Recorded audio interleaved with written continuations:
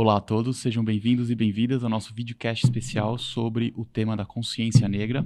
Eu sou Eduardo Peraza, sou head do Contencioso Civil, entusiasta da responsabilidade corporativa aqui no escritório. Tenho comigo aqui hoje a honra de conversar com Ana Carolina Lourenço, nossa advogada. Está conosco desde 2019, formada em Direito em 2011 pela Faculdade de Direito de São Bernardo do Campo, conselheira da Seccional de São Paulo da OAB, vice-presidente da Comissão da Mulher Advogada. Também aqui conosco, Jairo Pereira, músico, começou a carreira musical em 1994, sendo um dos fundadores da banda Láfia. Em 2015 partiu para a carreira solo. Em agosto de 2022, ele lançou um álbum visual chamado Monocromático, que recomendo muito, é muito bom. É um prazer, pessoal, estar aqui com vocês hoje. Gratidão. É isso aí, bora. Da hora.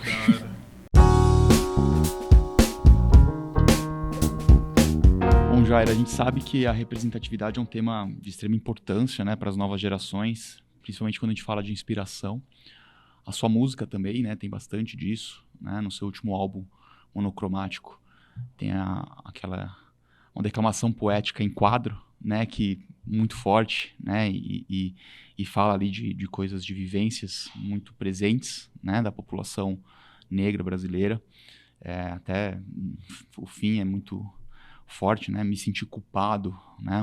Uma coisa muito de conexão, né? De representatividade com quem está ouvindo, que é muito importante também a gente ter isso na música. E para você, até pela música, né? Pelos temas das suas músicas, qual que é a importância de transmitir vivências, medos, conquistas, afetos? Tem a música para suas filhas também, né? Super bonitinha, tudo por vocês duas. Fala do baobá, achei muito bonitas as analogias, né? O quanto que isso é importante para você nas suas composições e o quanto que você acredita que isso pode contribuir na abordagem desse tema, né? Também em outras frentes, né? Não só nesse público que está conectado na sua música, mas como que eles podem também transmitir isso para outras vivências que eles tenham na vida, outras lutas que eles tenham na vida deles. A arte é um negócio muito profundo, né, que atinge a gente de várias formas, assim.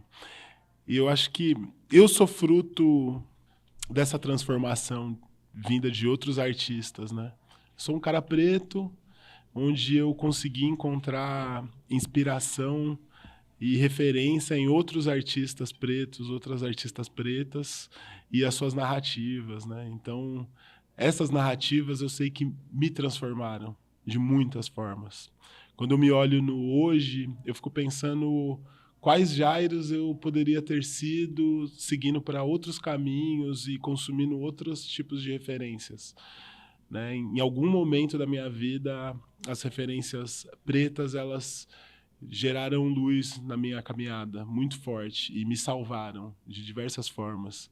Então, o que eu faço, eu busco trilhar esse mesmo caminho. Porque da mesma forma que foi importante para mim, eu tento levar isso para as outras pessoas também. Porque eu sei o quão é importante a gente também ter essa representatividade, né? Eu começo no mundo da arte tendo como referência jovens meninos pretos que seguravam seus microfones e era quase praticamente tudo que eles tinham para fazer rap. Isso mais ou menos no final dos anos 80 para os anos 90. Eu lembro até hoje que eu cheguei da escola num dia de consciência negra. Isso é muito marcante. Num dia de consciência negra eu estudava num colégio particular, né? Meus pais tiveram essa condição e viram a necessidade de me colocar num colégio particular, que era o primeiro colégio particular de Suzano. E eu era o único preto na escola. E no dia 20 de novembro, que eu sabia que já era o dia da consciência negra, na escola praticamente eu não tive nada. E aí, quando eu cheguei em casa, eu fiquei procurando coisas para ouvir na rádio. E, ao mesmo tempo, eu não estava falando nada sobre. E aí, eu lembro que eu entrei numa rádio que era 105 FM. E aí, estava tocando, exatamente na hora que eu coloquei, estava tocando Pânico na Zona Sul, uma música dos Racionais. Ainda não tinha lançado nem o disco dos Racionais. Eu lembro que o cara falava, não, isso é um grupo de junção Zona Norte, Zona Sul de São Paulo, que estão com tudo e falando. Aquilo foi muito forte para mim. Na sequência, depois eu vi esses rapazes, que tinha um programa que chamava Documento Especial, que eu acho que passava na Manchete, e aí fez um documento especial sobre o movimento hip-hop que acontecia na São Bento.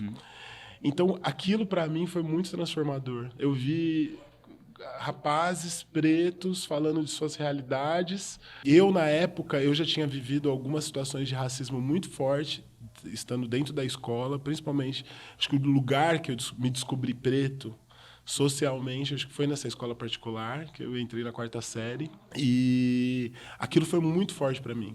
E daí em diante, eu acho que não teve como o que a gente fala, né? A revolução não tem retrocesso. Então, tipo, a partir dali, a minha fome por essas informações só aumentaram, por essas referências. Então, os artistas pretos, e as artistas pretas e pretas e por aí vai, realmente enriqueceram a minha vida e o que eu tento fazer com a minha arte é buscar enriquecer a vida de outras pessoas também. E você já teve relatos de pessoas assim que se impactaram pela sua arte, pela sua música e levaram isso também, assim como você foi impactado? Sim, sim. Cara, isso acontece e é um negócio muito doido, porque acontece há pouco tempo agora. Fui participar de uma feira de música em Curitiba. E aí eu tava num bar totalmente aleatório. E, cara, é aquilo, né? Eu sou um artista independente, eu não sou um artista do mainstream, eu não sou um artista que hiper conhecido, sabe? E eu tava lá em Curitiba, num bar aleatório, que não tinha nem a ver com o evento que eu tava fazendo parte. E aí chegou uma pessoa em mim, uma pessoa preta, e falou, muito obrigado, começou a me agradecer. Aí eu, por quê? Ela, você é você mesmo, né? Eu falei, eu o quê? Você faz uns vídeos, faz música, internet e tal. Daí eu falei, sou eu. Aí, posso te dar um abraço? E me deu um abraço muito forte. Aquilo, para mim, foi muito impactante, até por eu estar em Curitiba, não estar em São Paulo. Chegou lá. Então, isso acontece bastante, assim, em outras situações também, tipo, de chegar em pessoas e as pessoas virem e trocar comigo, ou pessoas artistas mesmo. Falar, caraca, Jair, olha, eu comecei a fazer arte, porque... Então é muito louco, é muito surreal para mim esse lugar. Mas ele existe e me traz uma satisfação muito grande. Significa que eu estou cumprindo com o compromisso que eu tracei para mim mesmo em relação à minha ancestralidade, em relação ao legado que eu venho fortalecendo aí já de um tempo. Lutando e transmitindo também. Lutando e transmitindo. Muito legal. Eu acho que essa é uma ótima forma da gente honrar nossos ancestrais e abrir esses espaços, né? Acho que a arte, ao meu ver, ela é uma das formas mais importantes de combate ao racismo, porque a gente está tirando o silenciamento, né? A gente tira a máscara da Anastácia e fala. E acho que a arte é um pouco sobre isso. Gostei muito quando você trouxe, no Dia da Consciência Negra, você buscou essa representatividade. E dentro do mundo da arte, a gente percebe que é onde as pessoas precisam se enxergar. Acho que é o lugar onde fica mais difícil faltar representatividade, porque a gente precisa se ver o tempo todo, porque a arte é o que movimenta a gente, né? E como que você acredita... enxerga a participação dos negros no mundo da arte? Você acha que, você trouxe, né, de 1980, quando você viu Racionais, ao longo desses anos, como tem sido para você essa participação da população negra em ser protagonista da arte? Sim. Agora a gente vive um movimento muito forte, né, que faz parte, eu acho que, de uma luta muito grande aqui dentro do Brasil, da gente conseguir esses protagonismos, de conseguir aparecer, né, essas ascensões. E a gente começa a colher coisas muito bonitas no meio de tudo isso. Pessoas que vão expondo as suas artes na mesma medida que a gente começa a resgatar artistas que foram invisibilizados e que, no seu tempo, utilizaram de uma energia absurda no meio de tantas barreiras para firmar a sua arte preta. Por isso que eu falo desse legado que a gente vem puxando. Eu, particularmente, tenho um artista que me toca muito, que é o Itamar Assunção. Hoje, quando eu tenho contato com a obra dele, até, né, ter assistido o documentário dele daquele instante em diante, assistam. É muito importante. Eu acho que ele traz muito forte a presença preta dentro da arte no Brasil, quando você vê um artista que foi invisibilizado e tal.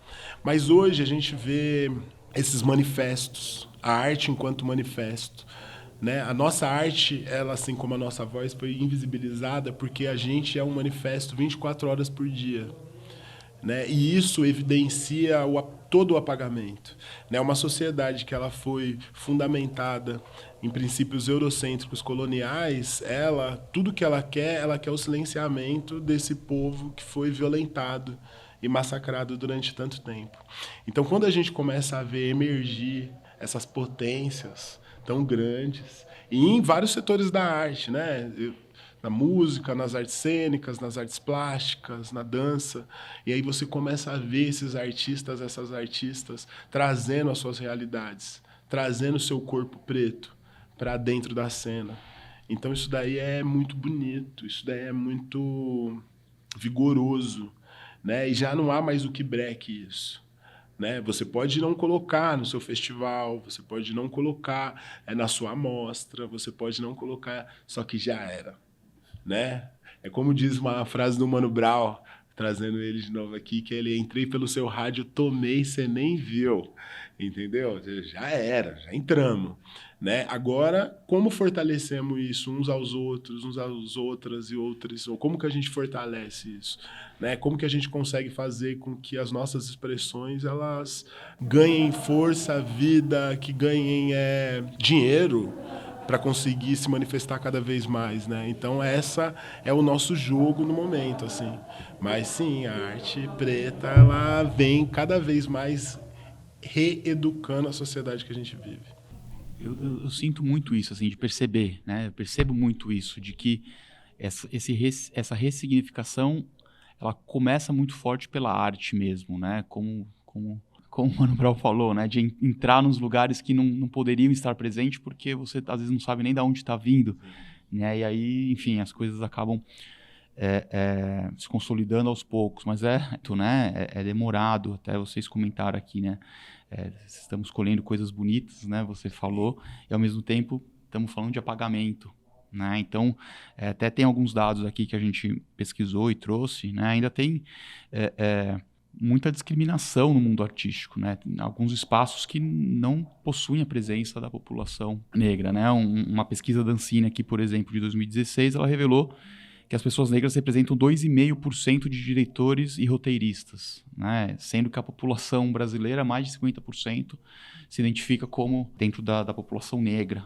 ali, né? No cinema, 13,3% do elenco é composto por pretos. Como que você conta a história do Brasil só com essa, né, quantidade de pessoas pretas participando ativamente?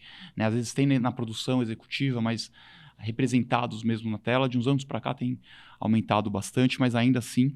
E quando a gente fala de mulheres negras, então, às vezes até menos, né, Carol? Então, a gente percebe aqui que o mundo ainda está em transformação, as coisas estão se colhendo, né, estão sendo colhidas, né, os frutos daquilo que foi plantado lá atrás, mas ainda tem uma distância, né, até fazendo referência de novo aqui a músicas do Jário, tem a música A Gente Cria, né, que você fala assim: a gente é o mundo que a gente cria, a gente é cria desse mundo, né, então é um mundo que a gente quer criar, quer construí-lo diferente, mas ele ao mesmo tempo, ele é o que ele é. E como que a gente lida com ele? Porque a gente também é cria dele, né?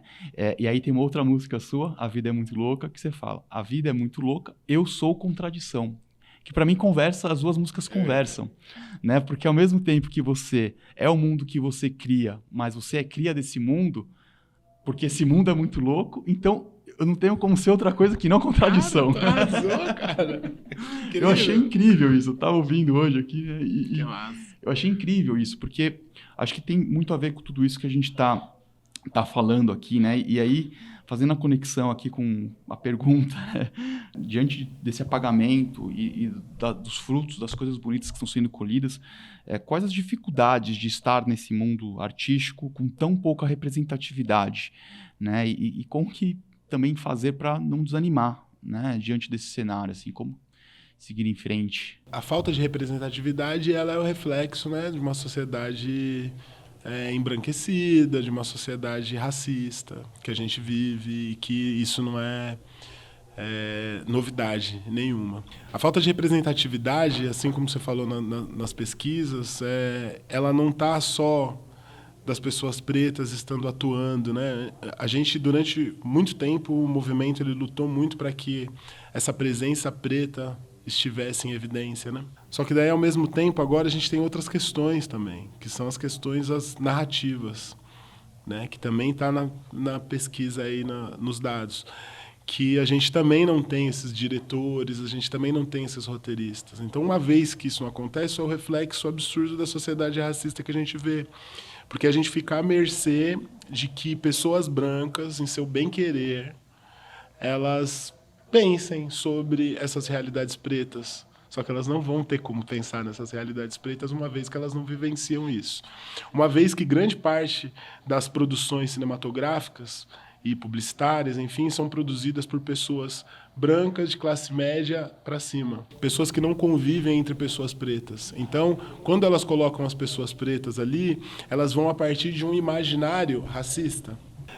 Tem uma pesquisa, eu não vou saber citar direito, mas que mostra que dos anos 70 até final dos anos 90, grande parte dos personagens inseridos dentro das dramaturgias e do cinema não tinham nome, os personagens pretos. Eles tinham funções, mas eles não tinham nomes. Até roteiros de novela, você ia pegar lá um personagem que aparecia, mas ele não tinha um nome. Né? Então, isso é o que a gente está lutando contra e que, né, deixe de existir. Agora, quando você levanta esses dados, você percebe o quão longe a gente está disso tudo. Então, por isso que eu acho que a nossa luta, sempre mais, é conseguir se colocar dentro desse mercado, mas dentro das nossas potencialidades, né? A nossa escrita, as nossas pesquisas. Né? Não tem como, por mais que uma pessoa branca ela queira, inclusive a gente tem vários casos, né, de vai lá fazer um filme, esqueci o nome desse filme, mas tudo bem, que foi lá e retratar um romance na época da escravidão, e aí a pessoa foi lá, a diretora, e achou que estava fazendo algo muito grandioso, e quando você ia pegar esses personagens e toda essa narrativa, era a visão de uma pessoa branca sobre esses pretos. E eles acabavam novamente invisibilizados. Por mais que o grande elenco do filme fosse preto, né? Ele não era o protagonista e as suas narrativas ali eram todas invisibilizadas.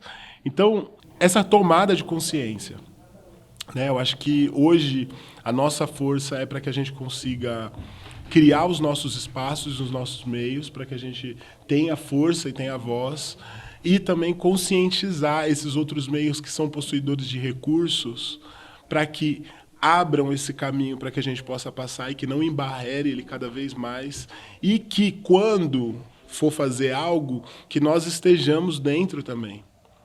Porque só assim essas representatividades, elas de fato vão ter o valor que a gente precisa. E não o valor que essas pessoas acham que pode ser atribuído ao trabalho e obra delas. Né? Então, nós pretos é isso. Nós pretos, pretas, pretos, precisamos de voz. E essa voz está para além do óbvio. Ela está dentro disso que a gente já sabe. Racismo estrutural, a gente precisa estar dentro da estrutura. Vou até fazer um gancho aí com o que você trouxe de criar espaços e meios e fazer uma pergunta para a Carol. Carol, você como, né, uma advogada, mulher negra, né, vivenciando o mundo corporativo, como que você tem observado essa questão da representatividade nesse ambiente? Né, e quanto que você considera que é importante continuar com debates, ações, até beber da arte para poder fazer também o ambiente de trabalho ser um ambiente que permita ter maior representatividade, né? E também, trazendo aqui uma fala do Jairo, fazer com que esse universo que é embranquecido, do mundo corporativo como um todo, ele passe a conviver mais com essas pessoas negras, né? Que também têm em suas potencialidades, como o Jairo também disse, a capacidade de estar ali, de, né, ocuparem os espaços, uma vez dadas as oportunidades. Queria te ouvir um pouquinho aí sobre isso, do mundo corporativo. Como é que a gente sai do mundo da arte? Como que você vê isso no mundo corporativo? Olha, no mundo corporativo é ainda mais desafiador do que no mundo da arte, né? Porque a arte é um pouco mais livre da gente se posicionar. Acho que nós, como população negra, sempre expressamos arte desde quando fomos retirados de África.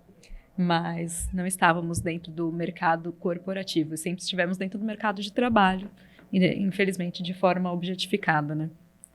E aí tem essa dificuldade do pacto narcísico branco, da branquitude, que a Cida Bento fala muito bem no livro dela, de abrir espaços para a população negra adentrar.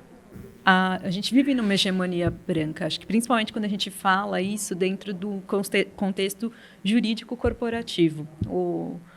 O jurídico ele ainda é muito conservador, e esse conservador significa tanto ser branco, quanto ser machista, LGBTfóbico, capacitista, entre outros fatores. Mas também é o lugar onde a gente carrega o direito, que é a potência máxima de transformação social, ao meu ver. E dentro desse ambiente corporativo, acho que muito ligado à questão dos 10 anos que nós tivemos de lei de cotas raciais, em que algumas pessoas negras começaram a ter acessos à universidade. Então, porque a gente não está falando que toda a população negra teve acesso, porque a gente tem o genocídio negro, a gente tem a evasão escolar e diversos outros desafios que deixam as pessoas negras fora desse ambiente escolar, né, dentro desse processo. Mas essas poucas pessoas que conseguiram acessar essas universidades, elas, após os critérios objetivos que o mercado corporativo pede, elas conseguiram ingressar. E aí a gente teve mais gente, né? Acho que quando a gente fala antes da lei de cotas, tinha em cerca de, no máximo, 14% da população negra nas universidades. E hoje a gente já tem mais de 50% nas universidades. Eu acho que é um grande avanço dentro desses últimos 10 anos. Assim como o Jairo falou que na escola dele não tinha pessoas negras, eu também cresci num ambiente totalmente embranquecido, não só no ambiente escolar, como no ambiente profissional. Acho que só hoje no Machado Meyer que eu posso olhar para os lados e ver pessoas semelhantes a mim trabalhando. Então, eu acredito que teve um avanço de pessoas negras acessando o mercado corporativo justamente por conta dessas ações afirmativas que foram intencionais para mitigar o racismo institucional. Mas ainda é muito difícil, né? Eu sempre uso duas frases de artistas que eu gosto muito para trazer como que a população negra está sendo inserida, né? Do Emicida, que fala que é tudo para ontem, e do Martinho da Vila, que fala é devagar, devagarinho. Porque a gente tem urgência, mas a gente sabe que as coisas demoram, e a gente sabe que a gente precisa muito que a branquitude abre espaços para a gente conseguir estar nos lugares sendo não só objetos de políticas afirmativas, mas sendo sujeitos de quem constrói isso, sendo sujeitos de quem constrói novas soluções para os clientes, porque a população negra, em certa maneira, sempre viveu da escassez e sempre se desdobrou muito para conseguir fazer as coisas. E agora a gente tem a oportunidade de viver na abundância e mostrar toda a potencialidade, toda a riqueza que é um olhar que não estava no mercado, né? Acho que falar sobre representatividade é super importante também de um ponto de vista social, da gente estar nos espaços, porque somos 56% da população, a gente não pode fechar os olhos para isso. O mercado corporativo é o detentor do poder econômico e através de dinheiro é que a gente faz uma transformação de busca de uma igualdade, né?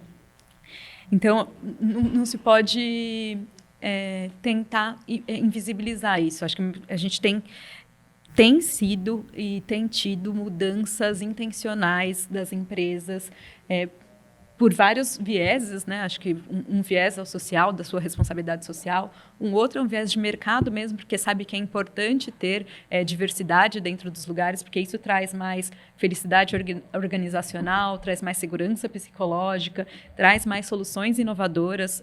Hoje é quase impossível diferenciar a inovação de diversidade. Esses conceitos eles estão muito andando em linha juntos, e com a pauta de ESG tem sido cada vez mais difícil não falar sobre a questão social. E quando fala na questão social no Brasil, que é um país negro, e essas pessoas não estão no mercado corporativo, isso fica em conflito. Então, acho que eu tenho visto avanços, eu sou muito A pessoa que fala, vamos lá procurar as pessoas juntas, se elas não estão aqui no mercado, significa que a gente só não encontrou, mas vamos procurar em lugares diferentes. E a gente tem encontrado. Eu acho que essa é a maior riqueza, assim. A gente tem avançado, né? A gente tem saído dos nossos lugares de conforto e tem se esforçado intencionalmente em trazer mais pessoas. Porque trazer uma ou duas pessoas, como o Jair estava comentando, na narrativa do filme que estava falando sobre a escravização, às vezes você está trazendo aquela pessoa para inseri-la num ambiente que continua sendo para uma narrativa branca, para que continue que se desenvolva apenas de uma forma branca, né? Em que ela tem que se embranquecer, talvez, para conseguir... Exatamente. E aí a nossa intenção é que, e acredito que a gente está caminhando realmente para esse sentido, estamos trazendo pessoas negras para o mercado corporativo, para o mercado se transformar também. Acho que é um pouco sobre isso. Revolução não tem retrocesso. Revolução não tem retrocesso. A gente falou mais cedo, o Jário comentou, né, a história super bacana do Dia da Consciência Negra, que nem era Dia da Consciência Negra. Recentemente o Senado aprovou um projeto de lei para tornar nacional esse feriado. Agora precisa passar pela Câmara, aí tem todos os trâmites, mas está caminhando, né? Além disso, tem outros 3 projetos também de combate ao racismo e outros tipos de discriminação. Queria saber, assim, de vocês a importância, né, das coisas começarem a aparecer na lei também, né, Jair? Eu não sei, você contou ainda esse relato aqui, né, não era, ninguém nem sabia, comemorava, você teve que pesquisar para identificar. Hoje já em alguns municípios que o feriado existe, a coisa já está mais presente, né, talvez o feriado nacional ajude também nessa conscientização, né, mas como que você vê assim, a movimentação legislativa, né? Você acha que são exemplos de que a luta contra o racismo segue em constante evolução, nessa revolução que não tem retrocesso? Eu acho que tem uma premissa de uma sociedade onde trilha um falso caminho de democracia, que é aquele somos todos iguais, né? Então, a todo momento, quando a gente tenta lutar por uma lei, lutar por coisas que beneficiam a população preta, você tromba uma pessoa que vai falar, ou pessoas que vão falar, mas espera aí, mas somos todos iguais. Para que precisa disso? Para que precisa beneficiar? No mesmo fato que aconteceu com a lei das cotas, que foi uma lei que se lutou muito, por muito tempo, para conseguir, e hoje a gente vê críticas absurdas e bestas até, no sentido de que os cotistas são menos, mas a gente já sabe que os cotistas, na verdade, conseguem o mesmo grau de nota do que os não cotistas. Então, isso mostra a gana de um povo que ficou ali invisibilizado, deixado de lado durante muito tempo, mas com muita vontade de querer aprender, de querer exercer suas funções, a sua existência, a sua humanidade dentro da sociedade que a gente vive. Então, a lei, ela sim, uma forma da gente conseguir esses espaços e conseguir se chegar num lugar de equidade, né? Muito se fala sobre igualdade, mas equidade eu acho que é a palavra que contempla de forma muito preciosa aquilo que a gente busca. Então, como chegar na equidade sem que existam leis para conseguir chegar nesse lugar? Então, por isso que eu acho que é muito importante a construção desses lugares, assim como, né, falando de leis, até do Paulo Paim, que eu li, que fez o Estatuto da Igualdade Racial, que inclusive tem um filme muito bom do Joelzito Araújo, que chama Raça. Né? Já deixo as dicas aqui no meio, que é um filme que pega 3 personagens para poder falar sobre a questão racial no Brasil, e um dos personagens é o Paulo Paim, e pega o Paulo Paim na luta de conseguir vigorar essa lei. E aí é muito interessante, porque ele lá nos acordos e chateado, porque, nossa, as pessoas falaram que topavam. E na hora, quando subiram lá no plenário para falar, jogaram sujeira em cima. Então é muito interessante esse documentário. Então, a lei, né? Temos a lei do nosso lado. A lei. Eu não sou muito entendido nos caminhos da lei, né? Assim feito vocês e tal. Mas eu creio que sim, foi o que a Carol disse. O tamanho da importância que é isso para o desenvolvimento socioeconômico, racial dentro desse país que a gente vive. Acho que a lei ela foi usada para formalizar o racismo e agora ela tem que ser usada para ser antirracista. Perfeito. Acho que essa é a coisa mais importante, né? Os instrumentos legais, eles quiseram que isso acontecesse. E eu sempre comento que acho que só tem 34 anos, né? Que é tipo a minha idade, que nós, pessoas negras, somos vistas como sujeitos de direito legalmente, que é dentro da nossa Constituição. E depois disso demorou muitos anos para chegar ao Estatuto da Igualdade Racial, que era para formalizar isso, né? Era uma outra lei para falar realmente somos todos iguais e vamos trazer essa equidade, essa igualdade através de instrumentos legais. E acho que isso perpassa muito de quem é que está escrevendo as nossas leis. Quem é que está produzindo conhecimento? A gente precisa da representatividade na arte, a gente precisa da representatividade no corporativo, mas a gente também precisa de representatividade da pauta antirracista dentro do nosso legislativo, né? E se você for ver de maneira bem objetiva, né, aspectos históricos e fáticos, as próprias mulheres não tinham direito de participação política até muito pouco tempo atrás.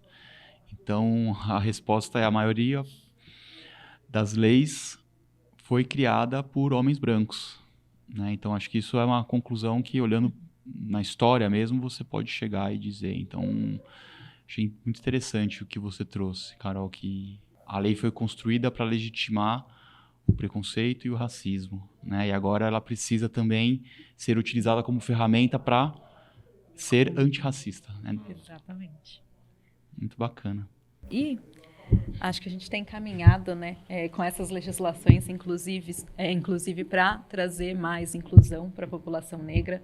Veio o Estatuto da Igualdade Racial, tivemos a lei de cotas para acesso à universidade, para acesso aos concursos públicos, temos diversas ações afirmativas ocorrendo dentro do ambiente corporativo, principalmente, acho que dentro do ambiente do mundo jurídico, a gente pode falar que a gente tem a Aliança Jurídica pela Equidade Racial, que a gente tem trabalhado para melhorar o número de advogados negros nos grandes escritórios, que em 2018 não chegava a 1%, e agora em 2021 chega em 11%.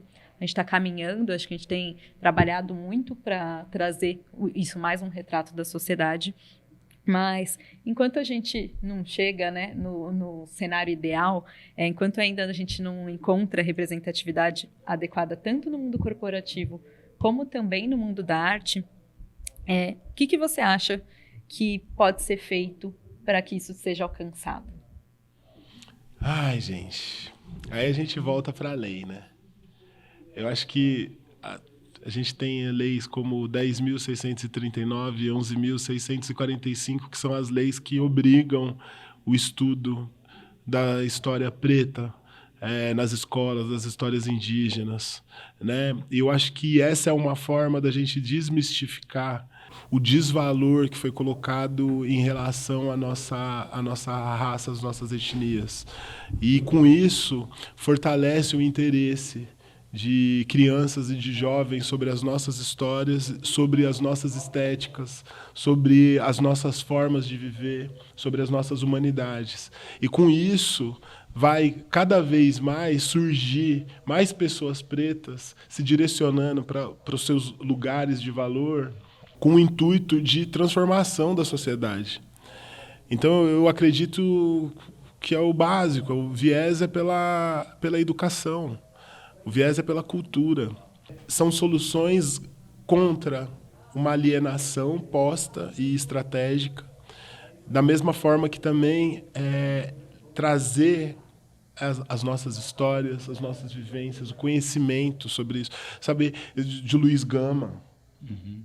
Cara, tu saber da história de Luiz Gama, bater em crianças e jovens, vai incentivar mais pessoas a quererem seguir esse caminho, né? Assim como tantos outros, que seja nas artes, ou que seja na engenharia, ou que, sabe, na arquitetura.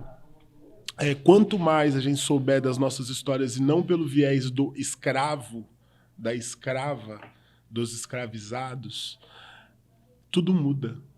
Porque a gente vai conhecer a história de heróis e heroínas, que não simplesmente se desenvolveram dentro de uma profissão, mas que conseguiram transformar o seu meio, resgatar e salvar o seu povo. E isso é muito bonito, sabe? Isso daí é mais bonito do que... Eu gosto, às vezes, de X-Men.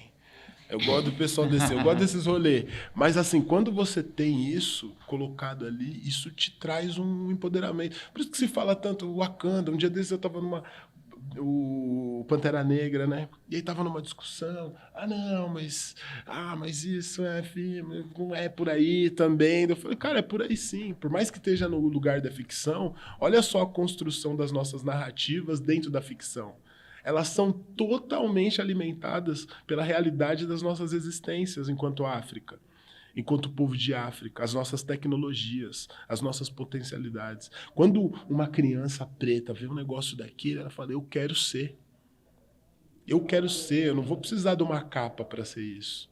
Se eu estudar, eu vou ter a possibilidade de me tornar um super-herói da informática. Eu vou ter a possibilidade de me transformar num super-herói do direito, com um intuito muito, eu ia falar claro, com um intuito muito escurecido. De quê? De transformar a realidade que foi posta até aqui. Né? Então, eu vejo que é a educação. É a gente fazer valer essas leis para que reconheça, para além de uma história das correntes e dos grilhões, a gente reconheça a magnitude de um povo. Que seja, antes da escravidão, povo de África, a gente vai falar de história de 10 mil anos atrás, de riquezas, tecnologias absurdas. Do mesmo jeito que a gente vai falar depois da escravidão, lutas de povos que sangraram nessa terra para conseguir valer a sua existência e não só a sua enquanto indivíduo, mas de um povo. Então, acho que é esse lugar, eu acho. E dessa educação que liberta, né? Porque acho que quando a gente fala de educação e de conhecimento, a gente não fala de um lugar único. A gente não pode falar do lugar do negro só como lugar do outro, né? É fazer essa educação e esse conhecimento se tornarem um lugar comum para todo mundo do diverso. Que seja inclusivo, até para as pessoas brancas entenderem e se comunicarem com aquela realidade, né? E não terem só aquela versão que está sendo contada há tantos séculos, que acabam também... Sim, poluindo, né? O olhar, a ideia sobre as pessoas. E a construção de uma verdade, né? Porque parece que tudo só foi feito desse jeito. Então, é o poder da história única, que a Chimamanda fala. Então, bom, para tentar finalizar aqui, e poderíamos ficar muito mais tempo conversando, Jairo, você mencionou Itamar Assunção, Mano Brown, Racionais, a Carol mencionou Emicida, você falou do filme Raça, tem outras dicas de arte negra para os espectadores? Quais outros artistas ou obras imperdíveis? Bia Ferreira, eu acho que é uma artista nova que ela é de uma profundidade, assim, de Nilo. Eu penso nos Crespos, uma companhia teatral de São Paulo, que é uma companhia que já está aí há, acho que quase mais de 10 anos, mais de quase 20 anos, sei lá. Mas que é uma companhia que traz a narrativa. Outras companhias, Coletivo Negro e tal, são companhias de teatro que tem um trabalho muito bonito de pesquisa. Deixa eu ver quem mais. As Capulanas. É tanta gente, né? Daí você fica assim, que eu vou esquecer, gente, peraí. Você estava falando, eu fui lembrando aqui de alguns nomes. Eu gosto muito da Naruna Costa. A Naruna. Maravilhosa. A Naruna, que é do coletivo... Que eu esqueci o nome também, mas que é muito bom.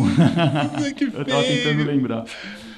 E você falou de teatro, eu lembrei da companhia de teatro de Heliópolis também, que tem peças incríveis. Assim, acho que tem um festival deles para começar daqui a pouco, vou buscar informação.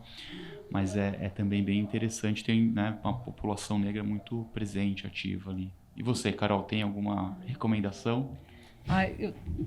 Como eu fui pega de surpresa, que eu só tô lembrando dos que eu vi ultimamente. Mais recente, eu vi o filme da Viola Davis, que é a Mulher Rei. Acho que é muito importante a gente sempre consumir conteúdo de mulheres negras, produzido por mulheres negras. Acho que a gente tem conseguido acessar a cultura negra, mas sempre no ponto de vista masculino, né? Então, gostei muito da citação da Bia Ferreira, que ela canta, né? Cota não é esmola. Cota não é esmola. É uma grande artista. Luna, maravilhosa. Teodoro Nagô, sou muito fã. Nina Oliveira. Agora vão surgindo os nomes de pessoas muito queridas Tem muita gente. e que produzem uma arte transformadora. Eu acho que é para a gente olhar para a arte no sentido de potências de pessoas negras transformando. Eu acho que eu conheci o Jairo num show em que ele estava declamando uma poesia e aquilo me tocou muito. E eu acho que é isso que a gente faz através desse nosso coletivo negro, que é o afeto, esse poder de transformar através do afeto. E acho que todos esses artistas que nós citamos são pessoas que nos tocam também por meio disso. Sim, sim. Que mexem com a nossa vida e que... Ai, gente, é muita coisa, muita referência. Uma outra coisa também que eu acho bem bacana, que vai mexendo um pouco também no nosso imaginário, sem querer fazer propagandas aqui, mas, por exemplo, a Netflix ela tem começado no catálogo dela, colocar bastante filmes de Bollywood, né, que são filmes nigerianos.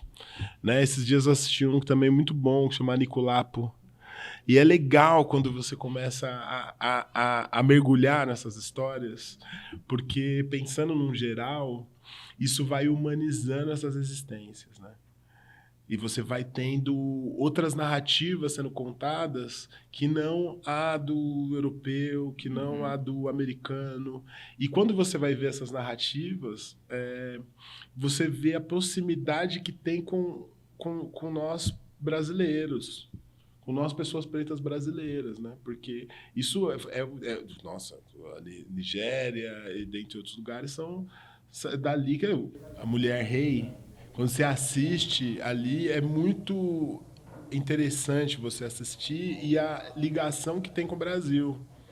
E todas essas histórias, quando você vai assistindo essas histórias um pouco antes da escravidão, geralmente até nós africanas que eu começo a assistir agora, já tem essa relação, ó, daqui a tantos dias eles estão chegando. Eles podem pegar a gente. Então, essas histórias de luta, essas histórias de resistência contra essa ideia muito louca que criaram, né? Tipo, não, fomos lá, pegamos, jogamos aqui, tinha uma galera que era meio preguiçosa, tinha outro, e aí você não sabe como localiza essa história, eles botam um pano quente em cima e parece que foi de uma forma muito amigável que tudo se deu e tudo se dá.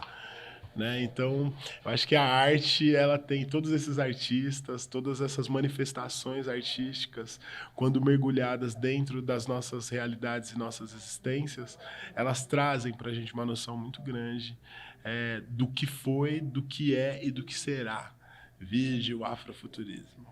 Bom, pessoal, o papo foi muito bom. Gostei dos temas que a gente trouxe aqui, falando de arte, conectando com o direito. Não imaginei que isso seria possível, vocês conseguiram, parabéns. É importante também, né, dar visibilidade a todas essas temáticas que a gente trouxe aqui. Agradeço demais sua participação, Carol, sua participação, Jairo. Espero que muitas pessoas possam nos ouvir, acompanhar o que foi dito aqui, que é muito importante para a gente seguir nessa luta aqui, né, para maior equidade racial. Então, Eduardo, agradeço muito o espaço, a oportunidade e o seu movimento intencional de cada vez trazer a potência da população negra para o dia a dia do direito. O Eduardo é um grande entusiasta da responsabilidade social, como ele falou no início do nosso videocast, e isso é muito importante para a gente, de fato, trazer uma representatividade. É um grande aliado nesse sentido. E muito feliz da gente poder celebrar o Dia da Consciência Negra. Acho que, como o Jairo trouxe no início, que foi buscar as referências naquele dia e não encontrou, acho que a gente ressignificar isso a partir de um lugar de se a gente não encontrou, a gente produz. E a gente está produzindo isso para as outras pessoas. Então, espero que através dessa iniciativa, que as pessoas que nos assistam gostem, aproveitem, tenham a possibilidade de se conscientizar cada vez mais racialmente, entender que é um objetivo de todo mundo para a gente viver bem, viver feliz, para que todo mundo tenha oportunidade de viver plenamente.